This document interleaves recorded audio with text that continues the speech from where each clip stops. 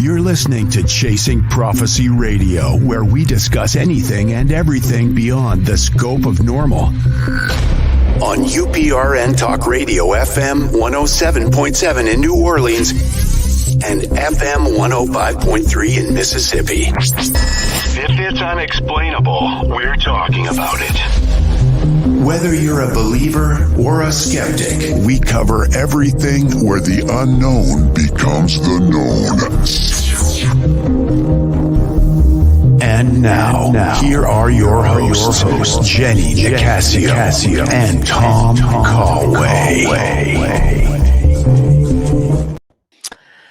Welcome to Chasing Prophecy on FM 107.7 in New Orleans and 105.3 in Henderson Point, Mississippi, where we discuss anything and everything beyond the scope of normal. I'm Jenny Nicasio, along with my fabulous co-host, Tom Callway. Yes, how's it hello. going tonight? Good. How are you doing? I'm doing okay. I'm just getting ready. I got my Yeah, glasses. I noticed that. You see? I Yeah, bought them no, on Amazon. wonderful. Got my glasses They for the give big you old many. lips. It's like you're Yeah. going into a 3D movie. Yeah, it's gonna be cool. I'm excited. It also has a I thought for sure I got the right ones. I said, oh shit, is it the 3D one? No, they're the right ones. Solar eclipse glasses. And it has this, if you don't want to wear the glasses, it has this little I don't know what you want to call it. Oh, a monocle. A monocle. Yeah, there's a lot. It's exciting. I'm really excited. But although we were just discussing before the show that I thought it was the next Monday. Because it is next Monday. Yeah, because no, you're right. I'm a No. ding dong. So the 2nd is next Tuesday. See, Yeah. I was so excited. I thought it was this Monday coming up, but well, Gotcha. we'll make sure we have our glasses on, and we'll do we should bury I don't know do you remember who we have next week? You never. Yes, Mark Way. Now, what is Mark Way? Because I was going to say if he's what does he do? Mark is one of the premier ufologists and experts on metaphysics. Good. So maybe we can talk about the eclipse with him too. Yeah. So No, he's the encyclopedia if you want to know about UFOs, ancient UFO history, all those good biblical drawings and painting. Yeah, Cool. he's a whiz with that. Well, yeah. Well, tonight's guest is something I'm looking forward to because I am a big Bigfoot follower, and so there's a lot of strange things, especially I know a lot of weird stuff happened through the what is it called? Oh God, I'm having in Pennsylvania by the Appalachians. Yeah, Chestnut Ridge. Okay, that's my Chestnut Ridge. Oh, that's so funny.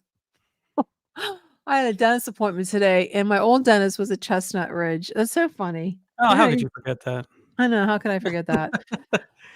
But we're going to have a lot to talk about tonight because Brian King Sharp is a host of a multiple hit podcasts, including the Sasquatch Odyssey, True Crime Odyssey, and that Bigfoot podcast, and newly launched Backwoods Horror Stories. Oh boy, that sounds fun. With a global ranking in the top 1% to 3%. Wow. How'd you do that one? I want to know about that, Brian. Well, Brian is one of the top content creators in the world. Had I known, I would have called you earlier. You could have worked on some things for me. His background in law enforcement spanning over 16 years adds an additional layer to Brian's fresh, unique perspective to the world of Sasquatch research. Beyond his podcasting success, Brian has gained recognition for his knowledge and insight into the world of Sasquatch, better known as Bigfoot. He has been featured on Vice and Tubo Network. Really? I'm going to have to watch it. Television shows captivating audiences with his knowledge of storytelling and proudness. As a sought-after speaker of the Sasquatch conferences worldwide, Brian's credibility in the field is well established. Well, that's good to know. And Brian King Sharp shows outlines top questions. Okay, we're going to get back to that. But let me now tell you this before we get on the show. I just want to let everybody know we're broadcasting on multiple platforms, including YouTube, Facebook, I think Twitch, Oh, there's a number of them. So if you're in the comments, and I hope you are because I can't see that yet. I am too okay. We have some comments, and I wasn't even paying attention. So hello, Joe Fox, and make sure if you have a comment to post it in the chat, and we will put you up on the screen. So let's introduce Brian to the show. How do you do, sir? Hello, Brian. Hello, folks. How are y'all? I'm Good. so excited to have you on the show tonight. That introduction, I feel like I've got big shoes to fill. I was like, who are they talking about? Oh, that must be, That's you. that sounds like he knows what he's talking about. Kind of scared. Yeah. Oh, definitely. Yeah, it's a lot of a lot of stuff there going on. So how did you get started in this? I know law enforcement. Were you interested in Sasquatch? I've always been interested in it from a very early age. I was born and raised in North Georgia. I grew up in the mountains of North Georgia, hearing stories about Bigfoot, Sasquatch, the hairy man. And I was always fascinated with those stories. I loved the Loch Ness Monster. It was probably my favorite cryptid growing up as a kid. It got me interested. Everybody loved Nessie, right? Mm-hmm. I had an experience when I was 12 years old. I was living in a haunted house, that's a whole nother story. But I also had an experience in the woods that really, looking back, knowing what I know now, I can't say it was a Bigfoot, can't say it was Sasquatch because I didn't see anything, but I believe I was bluff charged and possibly paced out of the woods by one of these things. Oh my God. And it was a really scary experience, but it drove me to want to know more about what I had experienced. So that spurred me on. And then obviously I grew up. I always wanted to be a famous country music star. Sound like one. I've sang all of my life. I sang in bands from a very early age. I did an album about 10 years ago. I went up to Nashville and actually recorded a country album, but there's a reason I'm a podcaster. It didn't do so great. I didn't have the conviction to do what it takes to make it in the music business. So I shifted gears, and I was a full-time police officer at that time anyway, but I grew up and wanted to be a cop. That was the other thing that I always wanted to do. And I followed that passion and got into law enforcement and eventually landed at the City of Atlanta Police Department. And I left there in 2016. And once I left the police department, I've said that famously on lots of other shows, and I talk about it on my show. You don't really talk about, I've had UFO experiences. I've seen a UFO. I lived in a haunted house, possibly had a Sasquatch experience, was very into Bigfoot and Sasquatch, but you don't really talk about that as a cop. You're trying to arrest people. You're doing your job. You're going to court and testifying. I did a lot of DUI. I did a DUI arrest for a couple of years. Mm-hmm.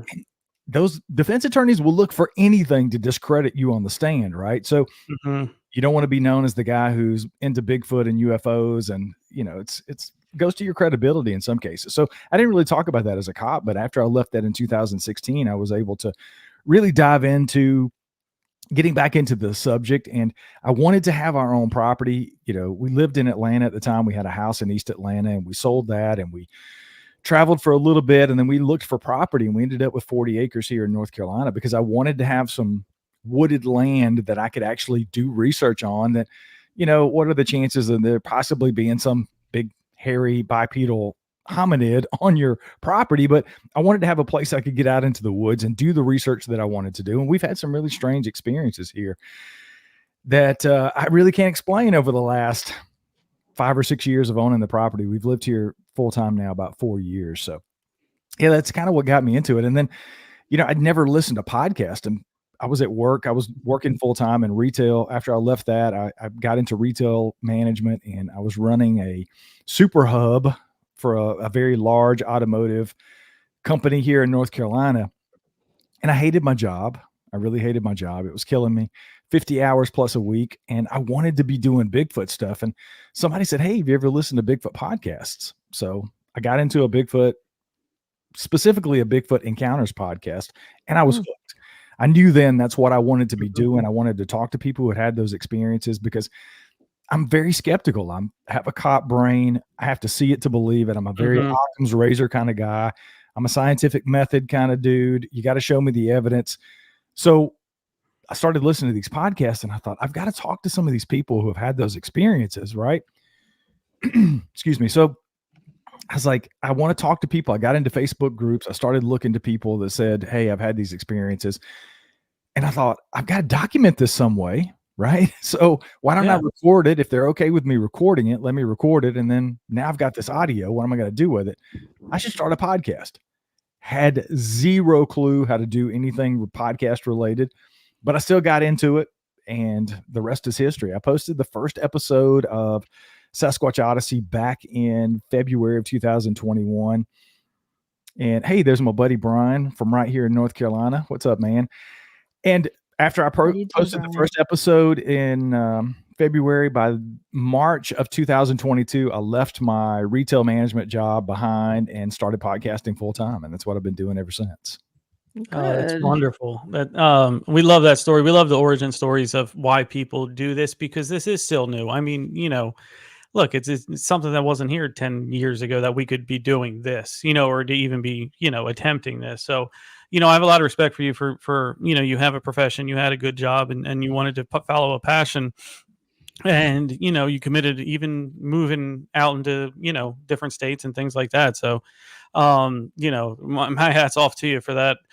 One question is, I'm going to ask you, typically when we think of Bigfoot, Sasquatch, Pacific Northwest comes to mind, right? Well, you're on the opposite coast.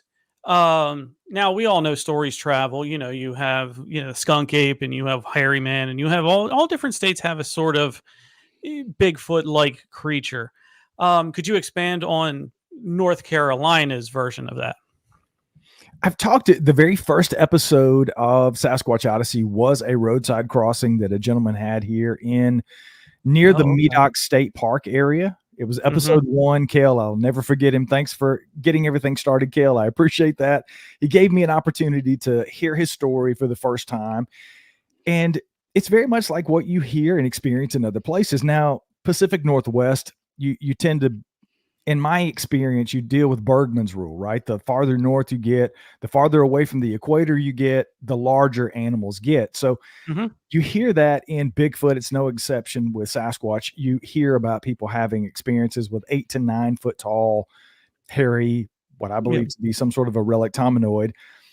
And it's no different really in the eastern part of the country. Florida's a little bit different. We've done in addition to Sasquatch Odyssey, as you said in the open, I do a lot of podcasts. I host 4 full-time weekly podcasts. And one of those is that Bigfoot podcast with my co-host Wayne. And that's one of the things we talked about recently was what's the difference in what we're seeing in the Pacific Northwest and even places like North Carolina versus Florida. The skunk ape seems to be a smaller version. They seem to be, in my experience, more aggressive in some ways in people's encounters, because the smaller you are as whatever you are, sometimes you have to be aggressive to survive, right? So that would make sense. But we just did a couple of shows recently and talked about these wild macaques and wild monkeys that are surviving in the Ocala area of Florida. And we've talked about whether some of that could be misidentification for what people believe to be Sasquatch and or skunk ape. So that's one thing to consider, obviously. But North Carolina, really, to answer your question, is not really any different than any other place. I've talked to people in North Carolina who have seen what they consider to be white, possibly albino Sasquatch, which is a really rare thing in some cases. But it's really not any different than what you're seeing anywhere else. I've actually had, if you're familiar with Bigfoot and Sasquatch, you kind of know the 4 horsemen of Sasquatchery. The Peter Burns, those guys. And I think I was the last person to interview Peter before he passed away last year. He came on the show and we kind of disagreed about that because Peter didn't believe that Sasquatch existed east of the Rockies. He didn't think there would be anything in Georgia, Alabama, even in Texas. I mean, he didn't believe they could have ever existed or could exist now, obviously. So we disagreed about that, but I have talked to hundreds of people. I'm about 500 episodes into Sasquatch Odyssey at this point, and a lot of them, because that was sort of the genesis for the show, was for me because I grew up in the southeastern United States and I wanted to document as many cases as possible in Georgia, Florida, Texas, Tennessee, South Carolina, North Carolina. So I've talked to a lot of people, and it's expanded to literally around the world. I've had people on from the UK. I've had people on from other parts of the country, out west, whatever. from everywhere, really, that's had some sort of encounter with what they believe to be Sasquatch. So I know that was a really long answer to a short question, but No, we love it. No, No, we love absolutely. the depth and everything that, comes along, because it shows that your passion for this. It shows what, the dedication, and, it takes, I don't know if I can speak for Jenny, but when we come on and we meet somebody in this, you know what I mean? When we meet somebody who's just as dedicated and hardworking, it's hard not to get excited and be like, and what else? And what else? And what else? And things like Yeah, that. most Um, definitely. Do you have any evidence? Did you ever see a Bigfoot? Did you ever get close enough to one? And what happened? I don't know. Did we lose him? I think we did, Uh, but we lost you there for a second. pause for a Where'd you second. go? Yeah, there he is. disappeared. Did you hear what I said? I did not hear the question because I completely disappeared. I looked up. I And you wonder guys why that happened. I was just saying, do you have any evidence to support Bigfoot in your area? Did you ever get close enough to one? I know you said when you were younger, you might have seen one. Did you get anything captured on video or camera? No. No. Here on the property has been nothing but vocalizations. That's how it started. Okay. Mhm. Was hearing really weird. If you're familiar with the Ohio Howl from Matt Moneymaker back in the early 90s, Mhm. that really long sort of siren type sound. Mhm. We bought the property here. We bought our first 20 acres back in, I think, towards the end of 2017. And we ended up with another 20 acres about a year later. And we moved up here. And like I said, we've been here about 4 years full time. We Mhm. live in a 400 square foot tiny house. So we put the tiny house out here, and then we put a hot tub on the end of the deck. We have a lot of outdoor space, obviously. Mhm. And that first like fall and going into winter, we were here. We spent a lot of time in the hot tub at night. I was doing the show at that point. So I'd finish up with the show. I'd usually have late night interviews. We'd get in the hot tub, have a glass of wine, and wind down.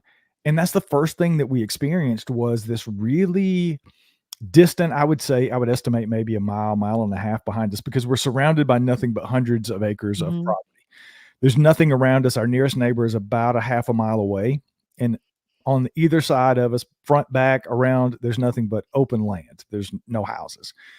And behind us, there's probably another 300 to 400 acres. And from that direction, we would hear, the first thing we heard was, it was very faint at first. It was that like long, like, oh, sort of how the Ohio Howl starts. Mhm. Mhm.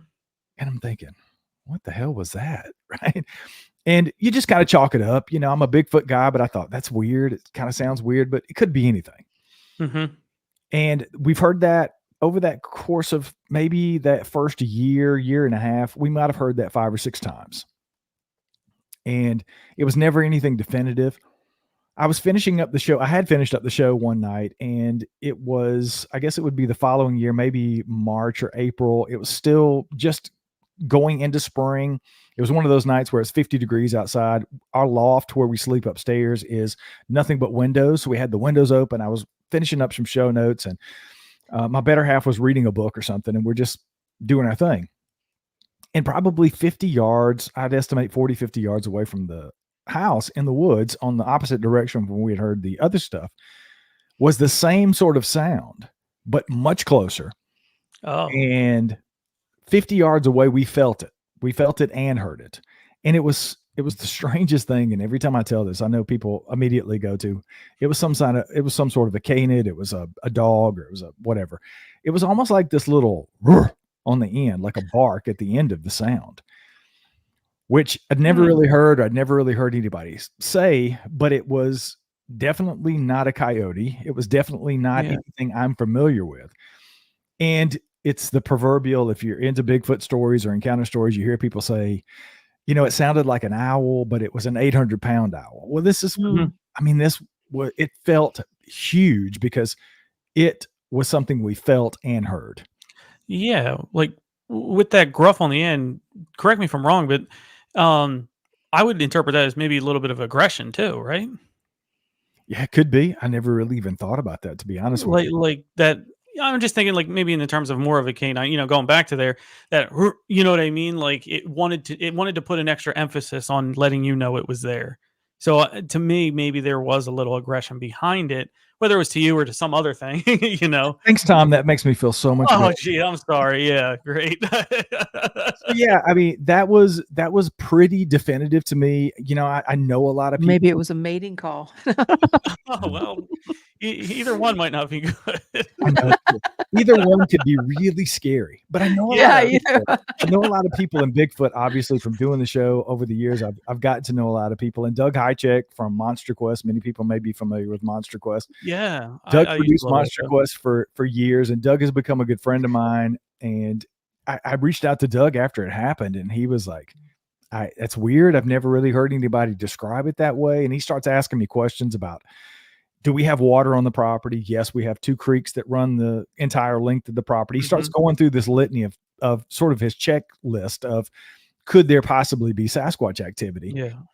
So we go through that, and I don't want to believe that. And I'm better at it now than I was, but I was very apprehensive in the beginning. Obviously, you're the guy who does a Bigfoot podcast, and then you buy land in a rural area, and now you have Bigfoot activity on your property. Yeah, the eye rolls are coming. I can see the eye rolls, right?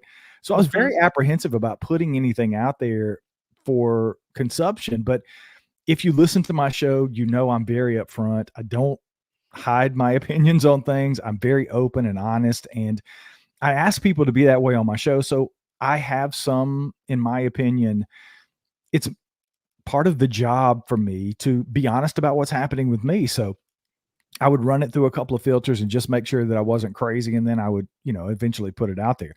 One of the weirdest things that happened after the vocalizations that really made me question what was going on is, we obviously have a big property. We have 3 dogs. We walk our dogs every day, several times a day. We go out and play with them. We probably have a half a mile area that we've cut out trails around that we walk the dogs, and we do the same trail, same thing every day, which is kind of important. If you're into Bigfoot research, you'll know that some of the people that are really boots on the ground, I could name several researchers who have tested this so much over the years, is doing the same thing, down to sometimes they wear the same clothes going into their research areas because they want to be part of what goes on, a daily routine. The more routine you can be, in some people's opinion, the closer you can possibly get to these creatures. So that's not why I walk the dogs where I walk them. It's just happened. So I just throw that in there to say this may have some bearing on what eventually happened. But long story short, I'm walking the dogs one day. I'd walked them the night before. We had taken them out, did our thing as we always do. The next morning I got up, we feed them about the same time every day. I walk them, and I walk past this area that's probably, as I sit here now, it's probably 150, maybe 200 yards from where I record the show in the woods. And there's a stump. It's like a cedar stump. It's about maybe 18 inches around. It's old. There's been a lot of logging on the property in years past. We've seen evidence of that. And this log is sort of decaying, right? And something catches my eye in that area, and I look over, and it's like this shiny white object. The sun's like gleaming off this shiny white object. And I'm like, what in the hell is that? And the dogs are kind of sniffing around and in that area, which they normally don't do. So I walk over, and the side of this stump is a regular, I say regular, but if you're familiar with like box turtle shells, right? They're probably 5 or 6 inches around. It's a bleached, like sun bleached white turtle shell, and it's turned upside down, and it's stuck into the side of this stump. What? It's on my Instagram. If you guys follow, like pushed in, right? Like pushed into the side of it. Okay. It's upside down. So the part where the turtle used to be would be facing towards me. And it's stuck into the side of the stump where it's kind of wedged into this little area. And I'm thinking, what in the hell? This wasn't here yesterday.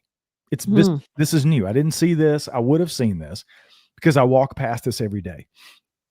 And I was dumbfounded, and I pick it up, and I'm looking, and I'm thinking, and there was this is something completely different, but it may add a little context to the story. Behind this, I noticed that there was a huge tree that was stuck and wedged sort of between 2 other trees. And I walked over because that immediately caught my eye too, because I'd never paid attention to it. unnatural. And I tried to move it. It didn't look natural to me. It didn't look like it'd fallen there. I couldn't find a root ball for the tree that was stuck there. It was just kind of weird. So I thought, I'd heard of gifting. Obviously, I'd talked to people about gifting to Bigfoot. Again, I'm pretty skeptical about those things, and I never really gave it much credence. So I'm thinking, what? I know animals do that. I know animals eat turtles. They'll turn them upside down and have them on a solid surface like a stump or something to eat what they need. But this was clearly old, and it hadn't been there. So it was really weird, but I thought maybe it's a possibility. So I tried a little experiment. I started putting some, not peanut butter jars. We eat sun butter. We eat like ground sunflower seeds. So we would finish a couple of those. I actually put some out there. They were completely taken. I had a couple of those taken, completely gone, big jars. And I put up a trail cam facing it towards the stump because I wanted to catch whatever was doing it. And I'd heard people, obviously, Todd Standing comes to mind about gifting apples. Other researchers gift apples. So we had a couple of apples that were left over from like the last week at the farmer's market. One of them was getting a little mushy. So I thought, I'm not going to eat this. Let me do this experiment. I'm going to take it out to the stump. I put it on a stick. I stuck the apple on the top of this stick that was probably, I don't know, 15, 16 inches long, just a stick I'd picked up off the ground. I stuck the apple in the middle of this stump, and I'd taken the SD card and the batteries that needed to be changed out of the camera. So of course, like every Bigfoot researcher, there's no pictures to back up anything I'm going to tell you right now.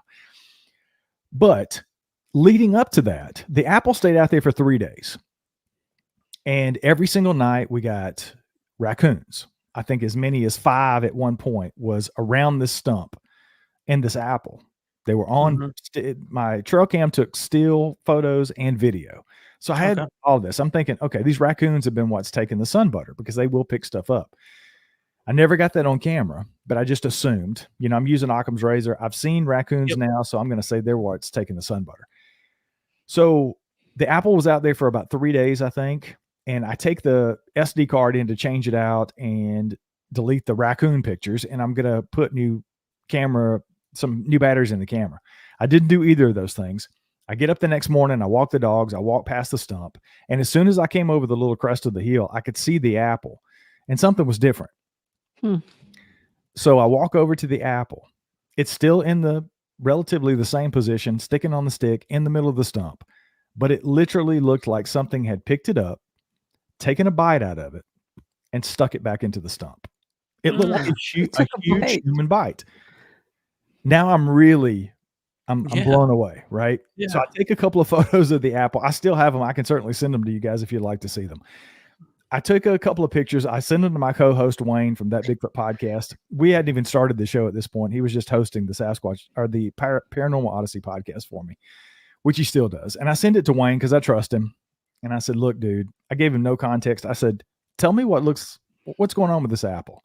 And it was kind of mushy. It had a little bit of mold beginning because it'd been out there in the elements for about 3 days at this point. And he texted me back and he said, it looks like you took a big bite out of a nasty apple. And I said, okay, just know I didn't take a bite out of the apple. And then I explained it to him and he's like, holy shit, dude, what could do that? I don't know. Could it have been an ungulate? Could it have been a deer? I don't know how it would have done it. It's hard to explain. And I've done videos there. If you follow me on Instagram at Bigfoot BKS, you'll see this. There's videos of it. There's pictures of the apple on my social media because I eventually put it out there for everybody to see because it's weird, right? It looks like a human bite out of the apple. And of course, when I put it out there, people were like, oh yeah, some homeless guy walked up on your property and bit your apple and stuck it back into the stomach. Yeah, why did he put it back in? That's what I was why wouldn't he take it? And I'm like, no, you'd have to see the layout of our property and our land. You don't do that on people's property in North Carolina. You don't come on people's property unless you're invited, right? But even if it was Bigfoot, why didn't he take the whole apple? I don't know. I can't explain. It's kind of strange. It is one of the weirdest things. He was just giving you a hint, or he's teasing you. It could have been an intelligent tease. He knew your camera wasn't out there and said, gotcha, or something, in that way. I don't know. It's one of the weirdest things I've ever experienced, and we've never had anything like that since. I mean, I've basically stopped putting the gifting stuff out. I tried it for quite a while after that, and nothing else really happened. There's a rock that's been out there forever.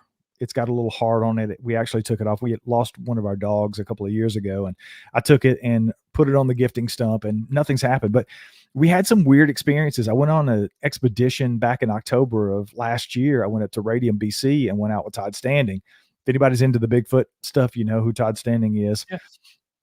So I went out for 7 days with Todd, and that's one of the things we would do nightly is go out and put apples in his gifting area. And a couple of times we had apples taken, and it's kind of strange. I can't really explain it. I don't know why they would be biting an apple and sticking it back in the tree. I don't know. Well, Cindy might have an idea right there. Fresh apple. You know, that's one of the funny things about it, because Todd is very anal about that.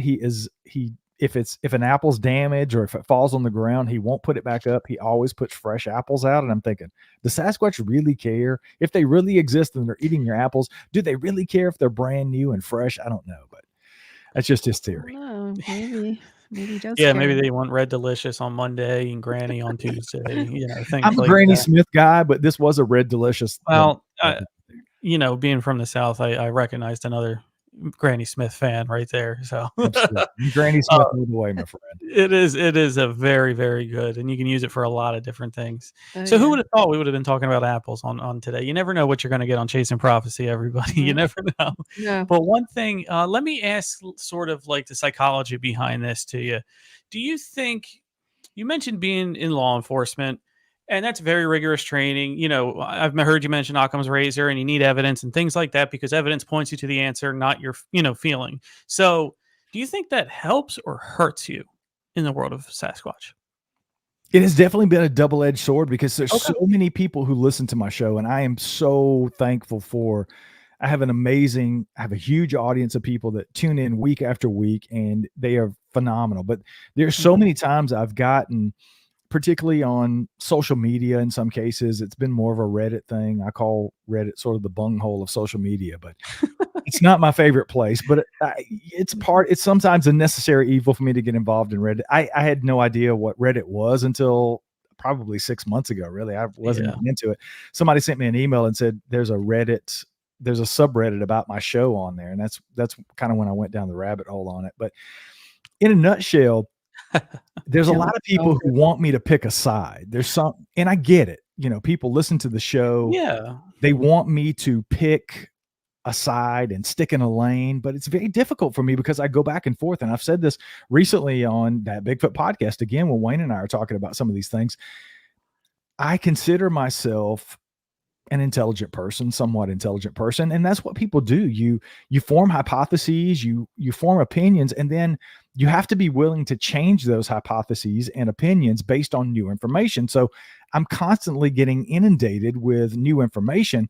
Yeah. And I have to update my hypothesis based on that, or I'm just sticking to the same old narrative all the time. And I just don't do that. So I've always been 50-50 on the existence of Bigfoot, even through my experiences, even some of the weird things that I experienced up in Radium, which really pushed me more towards the existence of these creatures. I think I possibly interacted with them a couple of times in that Radium expedition, but I didn't see one. And until I do, I can't be 100% convinced that they exist outside of believing the majority of, I have friends like Cliff Barrickman is a really good friend of mine from finding Bigfoot, and Cliff swears up and down he's had a couple of experiences where he saw these things, and I have no reason to distrust what Cliff tells me. I mean, he wrote the foreword to my new book. Yeah. So when you have conversations with people that you know and trust, Doug Hycheck comes to mind. He's another one of those people that has had many at the Snell Grove Lake cabin. He's had some really hair-raising experiences with Sasquatch. I trust Doug implicitly. I just haven't had that experience myself. So it can be a double-edged sword for me needing the evidence to prove out my hypothesis and other people's hypothesis and their assertion that these things are real. So I stick to my guns, and I've moved the needle more towards, I used to say 5 days out of 7. I'm pretty convinced there's something to the phenomenon. I'm about 6 days out of 7 at this point that there's something there. I'm just not sure exactly what it is, but until I see one, I just can't fully commit, 7 out of 7 and say, yeah, they're real. Brian, I'm going to have you, sorry, Jenny, I'm going to have you back real quick here and throw a PSA out. Cliff was one of my idols, in the way he approached everything with a professional manner, and, watching him on TV and everything, he's allowed it to be okay in my mind. So he's, it's great that you're friends with him. I just wanted to give him a shout out too. He's a wonderful, he's never heard of me, but just know, he can. No, he does. Yeah, now he does. But No, he does. he was he was an influence of me. But anyway, to get back to that, I got your back here a little bit with that, because it is difficult, because when you're in this field and is it or isn't it, we have to be more skeptical than the skeptics, because we can't throw that blanket out there. We can't throw that blanket of I believe everything, because we're only going to get ourselves in trouble. And the last thing we can do as hosts, content creators, or even experts, research, whatever, is lose that credibility, because not everything is Bigfoot. Not everything is paranormal. Not everything is a UFO. But, when we have the ones that when we have the ones that do provide that evidence, those are the ones we're going to have to make that leap on and things like that. So I just had to get in there and say that. Sorry to cut you off, Jenny. No, I was just gonna ask him if he thought there was a lot of people think it's a UFO connection, something. That's a very good point. Do you believe it's from the sky, or do you think it's like interdimensional, or from a different realm or something, or a portal? No, I am definitely in the flesh and blood camp. I have always been there, probably always will be. I've had tons of people on the show that have had some really strange experiences, and I've always tried to, cops like to check boxes. Most people like to check boxes. So I would always separate and compartmentalize some of those things. When somebody's telling me, hey, they've got Bigfoot activity on their property, yet they're seeing UFOs fly over, sometimes right before experiences, sometimes during, and sometimes right after. I would just say, oh, that's weird. You got a lot of weird stuff going on. Yeah. And I would compartmentalize and separate. You want to see the evidence. You want to see something. Him getting off the UFO. And I've actually had interviews with people who claim to have seen Bigfoot getting onto and off of a craft. Near you, or? It's run the gamut of all of those things. But and I cover this in Sasquatch Unleashed, The Truth Behind the Legend, my new book. I talk a lot about that, because I think eventually, as a content creator and anybody who listens to my show, I've had people on the show that claim to have had sex with a female Sasquatch. I cover the gamut. Okay. I struggled. Well, how was it? Well, according to him, she was a 10 out of 10. I struggled with putting that out there, because I do take this very seriously. And I know those stories are out there. I think that was his experience. Even if it happened in his own brain, I think it happened to him in some way, shape, form, or fashion. But I struggle with that, because I do take this very seriously, right? But how does that come to your mind first, to have sex with it when you first see it? I'm sorry. He was in his early teens, I think, early 20s, something like late teens, early 20s. That explains part of it. Yeah, that was part of his explanation. But, I think you have to eventually pick a lane. And that's one of the things that I sort of close out the book talking about, is all of those things are fine, but I think we have to choose a path. And I think we have to separate the high strangeness from the flesh and blood. And we have to pick a lane in order to move this ball down the field. And I've always been a flesh and blood sort of person. I've never been able to, even after some of the conversations I've had recently that have made me scratch my head and sort of reconsider this. I was talking to somebody just the other day during an interview, and he said, look, we haven't really gotten very far with the flesh and blood part of this, even though there is evidence. And I can talk a little bit about evidence that I've even found here on the property of late, just this past summer. And of course, people find footprints. They find other things left behind by these creatures. And it's a very flesh and blood thing. And I was arguing with this guy back and forth saying, if these things are extraterrestrial, or they are coming in from portals. Why are they hunting deer? Why are they leaving footprints?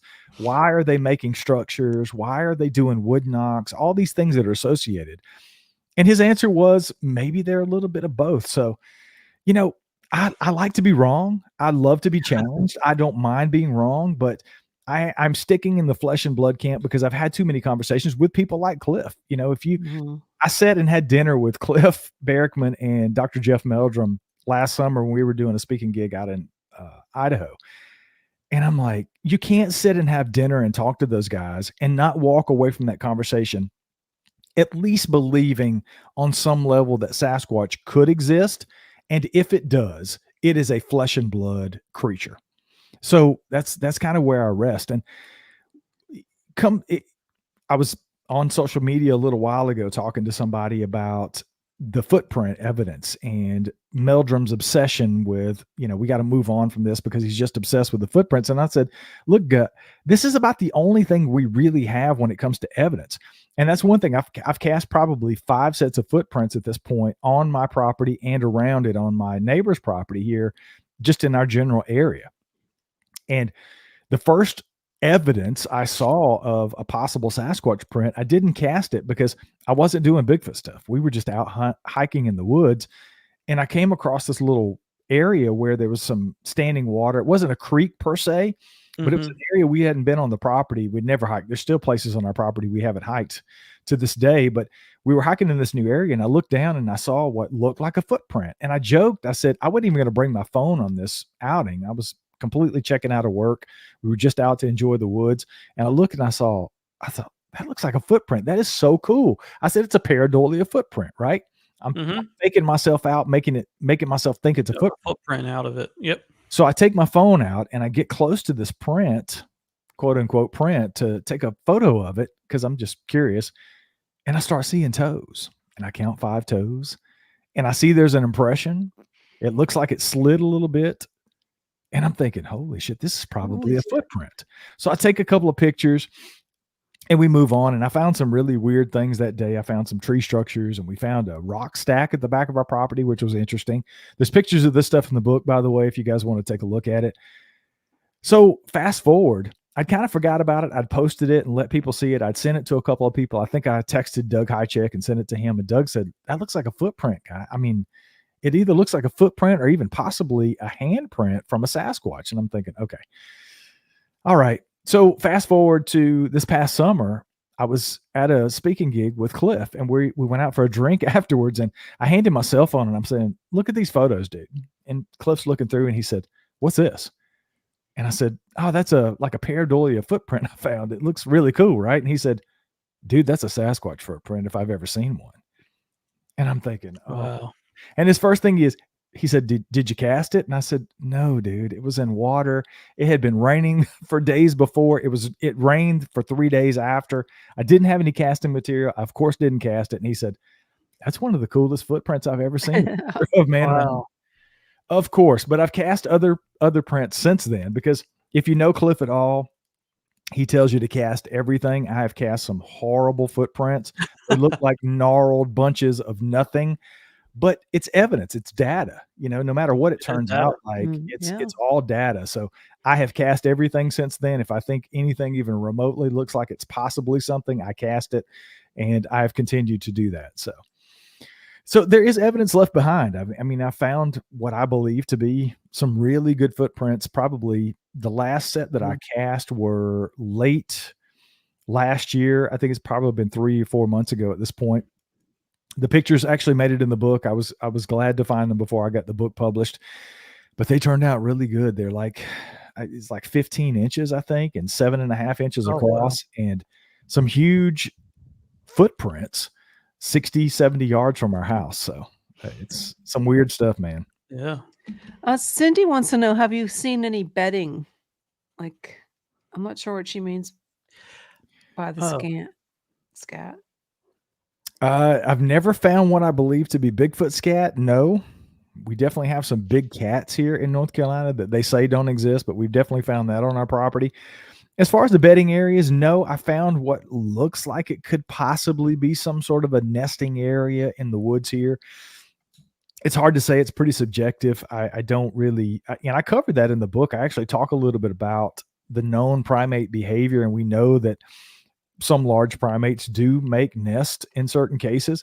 You have the Olympic Project out in the Pacific Northwest in the Washington area. Those guys out there, Shane Corson, and those guys they've been on that nesting area for 5 or 6 years at this point. And they're pretty convinced that there are nests in that area, and they're coming up on this 5-year cycle. They believe that they're being built about every 5 years. So they're looking in a new area to hopefully come across some new nests. But no, I've never really seen outside of just maybe Bigfoot on the brain. I don't really think that's what's going on here on the property. Some interesting stuff, but I don't know that it would be considered a nest. No. 5 years, huh? Must appreciate. Yeah. So you're pretty confident they're from Earth, or I know you said you wanted the physical, so you're pretty confident they're You're in the humanoid camp. Yeah, I mean, and again, I could be completely wrong, but I haven't seen anything that would convince me otherwise. It makes more sense to me scientifically, just it being some sort of a leftover relic hominoid of some sort versus something that's coming in and out of portals. So you think it's just something from evolution, or could be like something like splicing of genes or something that man-made, maybe like from some like laboratory somewhere like the island of Dr. Yeah, a lot of people have Cliff's one of those people. He's in sort of the Paranthropus camp. I think he thinks it's some sort of an offshoot of a Paranthropus. I think it's more of probably Gigantopithecus americanus. If I had to apply that to something, possibly Gigantopithecus blackie, but I don't know. I really don't know. I mean, it's all subjective. We don't even know that they really exist. Let's be honest. That's true. Be 100% honest. I've seen some pretty compelling things. The Patterson-Gimlin film is pretty compelling to me. The Freeman footage is very compelling to me. I've seen a couple of other. We just did a show.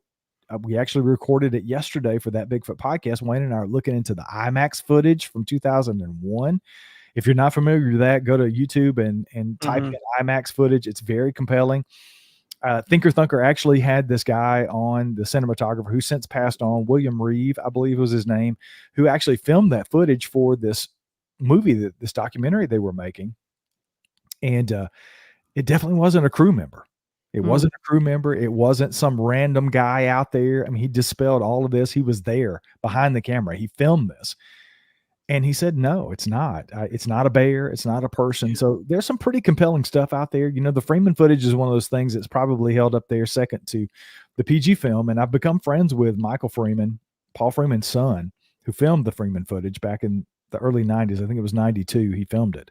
I always get that wrong. So Michael, if you're listening, it's either 92 or 94. I'm almost positive it's 92.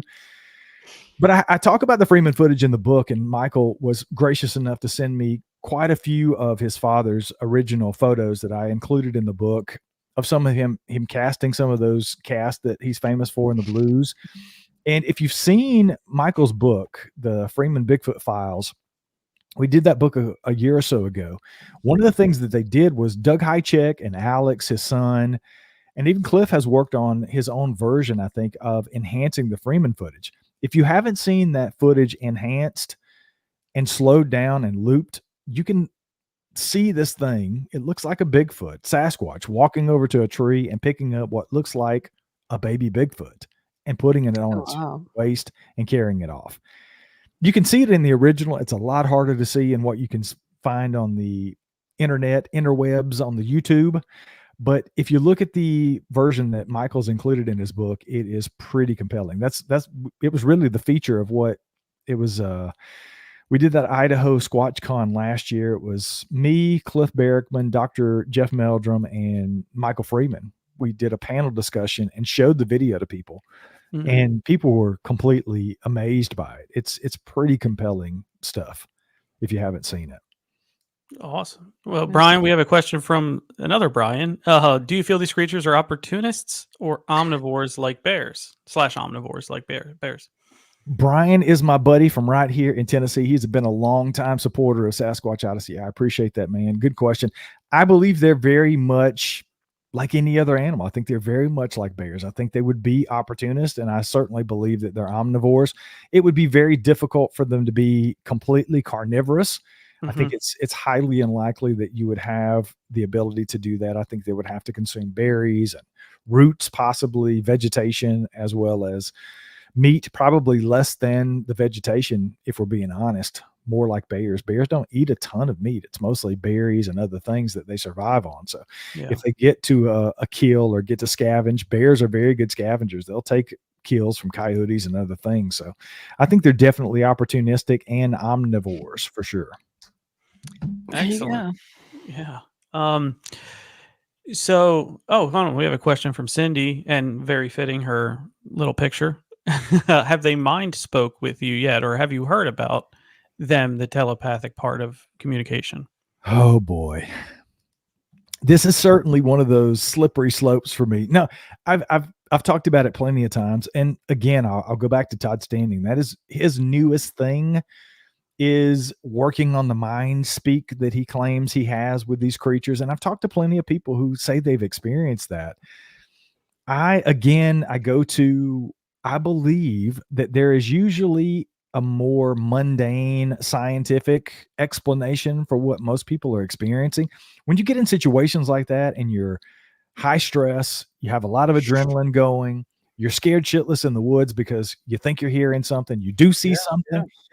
There's a lot going on. And I've had conversations with people like Survivor Man Les Stroud when I had Les on the show. That's one of the things we talked about. I think he told maybe 3 different incidents where he had been out in the woods and he believed that he had a telepathic communication and or quote unquote mind speak with a Sasquatch. And I'm just not so sure that's the case. And I've always told famously the story when I was a police officer, did a lot of traffic stops. I did DUI for like almost 3 years, and it's traffic stop after traffic stop after traffic stop. Probably arguably one of the most dangerous things you can do as a police officer. Well, yeah. And there was one particular evening I pulled over this car that I blue lit them. They kept going. They made a couple of turns. They went behind this building. Before I knew it, we were in this dark area behind the building. There was at least 5 people I could see in the car. I knew something wasn't right about the situation. And before I got out of my patrol car, the hair on the back of my neck stood up. The hair on my arm stood up. And something tells me, don't approach the driver's side of this car. Don't do it. So I didn't. I had my spotlight. I had my takedown lights. I lit the car up. They couldn't see what was going on. I just backed behind my patrol car. I walked around to the passenger side of the vehicle. I actually drew my weapon out. I had my weapon at the side, and I shined my flashlight into the car. And the driver of the car that I'd pulled over had a pistol in his hand, and he was looking to his left, waiting on me to walk up to the driver. Wow. And everybody in the car was looking that way because he had a pistol and he was going to shoot me. So was that mind speak? I don't think he was mind speaking to me. I know Sasquatch wasn't mind speaking to me. So I compare that story to what people may experience in some of the situations that they have in the woods. I think we have a sixth sense that we need to listen to. It's that gut feeling. It's that voice in your own head, so to speak, that tells you there's danger. And I've talked to plenty of people that said, something, I believe that Bigfoot told me not to come up here. Don't walk up this way. I hear, don't come this way. Well, was it really a Bigfoot mind speaking, or were you telling yourself that because there might have been a mountain lion up there that you were detecting with your sixth sense that you didn't know necessarily any other way? So it may not be the exact same, but I've always sort of equated it to that. And again, I could be wrong. If anybody has proof that would prove that theory wrong, I'm certainly willing to listen. A lot of people claim to have those mind speak experiences. Again, I have a great amount of respect. If you guys have ever watched Survivor Man, he's done a lot of stuff in Bigfoot. I have a lot of respect for Les. If you listen to my show, he opens up the show he's in my intro introducing my show. So I have a lot of respect for Les, but I'm not so sure that he had a mind speak situation versus he might have just had a sixth sense situation and he was talking to himself in his own head. I don't know. Could be. It very well could be. There's a school of thought that the 5 senses that we have are we pay predominant attention to, because that's to keep you alive: sight, smell, food, all that kind of stuff. But there is a school of thought that we do have others, we're just not as in tune with them, such as the instinct of survival, which sounds like, you had picked up on a whiff of that, especially in that traffic stop where, you're that 50-50 decision. I think you would make every single time, because your body and your mind and your senses were telling you, go this way, not the other way. And if I were inclined to do that, and I'm very into, again, I've had paranormal experiences. I've had experiences living in haunted houses and hearing voices and things that aren't supposed to exist. I've seen UFOs, and I'm in some ways predisposed to believe in those things. And I do believe in all of those things. But at the end of the day, I have to come back to the science of, I just believe that it was, and some people would say it was my guardian angel that told me to walk around that side of the car. Yeah. Again, it could be. I'm not dismissing that by any stretch of the imagination, but that's how I process it. And I tend to look at things. And again, if I'm wrong, I'm wrong. I don't mind being wrong at all. I just like being proven to be wrong in my hypothesis. So. Well, there you have it. Brian, where can people get in touch with you or get your books? The best place to do all of that stuff, obviously, Sasquatch Odyssey, True Crime Odyssey, That Bigfoot podcast, and our new show, Backwoods Horror Stories. You can find that anywhere you listen to podcast. We have a YouTube channel for Sasquatch Odyssey. The Backwoods Horror Stories has a YouTube channel. Our sister show, Paranormal Odyssey, that's hosted by Wayne, my co-host on That Bigfoot podcast, is also on YouTube.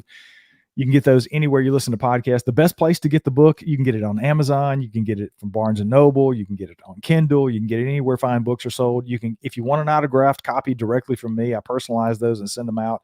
Everything is on paranormalworldproductions.com. That's our website. That's the easiest place to get everything. You can contact me there if you want to come on the show, if you've had an experience, you just want to say hello, whatever the case may be, you can get all that on the website.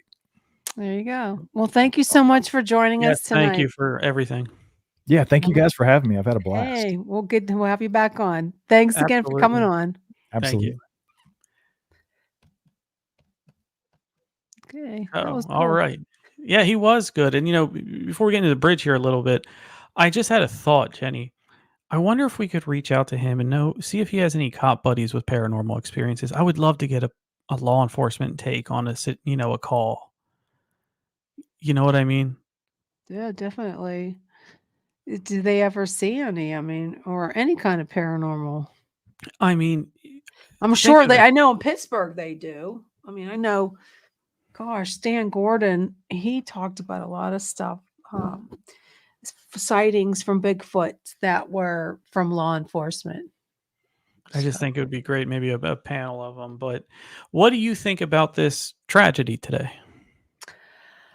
I don't know what to think about it. I mean, I didn't sleep well last night, and I just happened to look at my ex, formerly known as Twitter, and I seen it. I go, oh my God. When I saw the video, I was like, oh my God, because there was just another accident over in Maryland where a tractor trailer went over the side. Yeah. And it's spooky. It really I mean, is. that area is more of my side of PA than yours, and you've spoken about the Chesapeake Bay Bridge, and I don't like and that how bridge. that's another one that's just long way that you're open water. But seeing all of that, and then watching the live video right before it went down, and the cars that just made it off of that's how I was watching those cars. If God. they only known. Yeah, they just watched 1, 2, 3, and 5 seconds later, the bridge goes down. And it was they're saying it was the cargo ship's fault. Apparently, they've had warnings. Well, yeah. I mean, we saw the power go out twice. We saw it hit. I'm not a marine expert. I don't know if it was in its shipping lane or not. But you gotta have accountability, and it's a crappy situation for all, right? I don't believe anybody wanted to do that, but the accountability has to come somewhere, because you can't have that on camera happen, let alone off camera. But it's just that much worse. Yeah, it was a very scary situation. I mean, there's so many things going on right now. Oh, And getting back to the eclipse, I mean, I can't believe of all the schools here are closed on that day. It's like, I now know. That's so odd. I talked to a couple people and they said it was because they don't want liability. I don't know if they mean by because the kids Kids might go looking? blind at looking at it. I don't know. It's kind of Well, strange. yeah, I mean, it's run by insurance companies, so I'm sure maybe the insurance company for the school told them to take off. Yeah, and I think too because I know the roads will be probably jammed because people want to get closer to it where there's Totality, yeah. totality of it. So maybe that's why. I don't know. I just we've never had one like that, so maybe that's all it is people are just like, well, it might be roads might be jammed. I don't know. People outside in the street, whatnot. Yeah, people having parties and whatever. No. Well, just look at what happened in 2017. We it wasn't that long ago. What happened in 2017? That was the last eclipse that went the Did other way. anything happen? I mean, did anybody go crazy? And because I don't I We remember might have seeing it. moved we These might have moved into another dimension. maybe these glasses, these are from 20. At least we got to see it. Look It at didn't that. get dark Yeah, though. they're expired. You gotta throw them away. They're past the expiration date. Oh, really? They don't work? Oh, I don't know. I was just saying. Really? Is there an is there an expiration date on them? You're gonna go blind a different way than the kids. know. Jesus. I know. I don't know. It's just there's Bigfoot. Cargo ships going into bridges. I don't Apple. know. There's so much stuff going on out there. I don't know about I mean, I don't think I ever saw Bigfoot, but I did see something outside once. But Yeah, I mean, if he wants to, or if we have him back on, which I would be totally for that, I would bring a little more into the interdimensional realm, where, just maybe to get a good discussion, about that. Because, there's a lot to be said. And that is the major fork in the road that people take when talking about cryptids and Bigfoot. And we're over time. So thank you everyone for joining us tonight. Thank you for sharing your thoughts. Hope to see you next week. Make sure you save the share of the live stream. Put on, give us some views. But thanks again for tuning in. Bye, everybody. Bye-bye.